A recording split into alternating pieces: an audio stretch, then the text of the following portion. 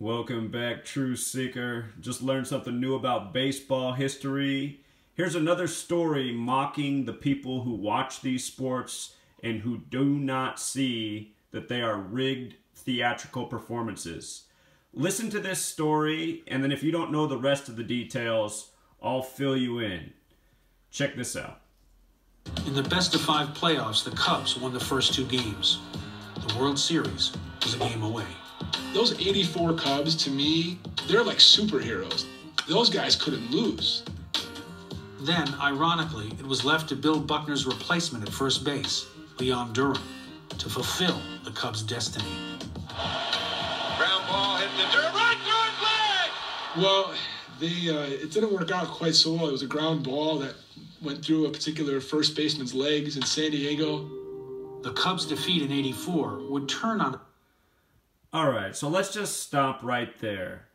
The replacement for Bill Buckner ended up blowing it for the Cubs by letting the ball go through his legs at first base. I mean, that's the exact same thing that happened to Bill Buckner, who this man Durham was replacing.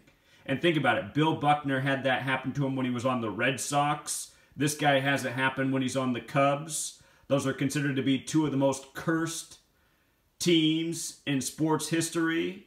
And then think about it. You have this young kid go to be the owner of the Red Sox, and then he breaks the curse. Then he comes over and then he's the management for the Cubs, and he breaks the curse there. And all throughout history, you have these sports commentators going, wow, what are the odds? What a coincidence. You know? And everyone's just not getting it. I mean, Bill Buckner and that guy's ground ball. That stuff's elementary. That's Little League. 9-year-old's going to field that ball all day. Major League Baseball player, millions of dollars a year, he lets the little easy ground ball go through his legs. It's just so pathetic, the world of professional sports. And what I find funny is I didn't know this story all this time. I didn't know this about Mr. Durham for the Cubs in '84.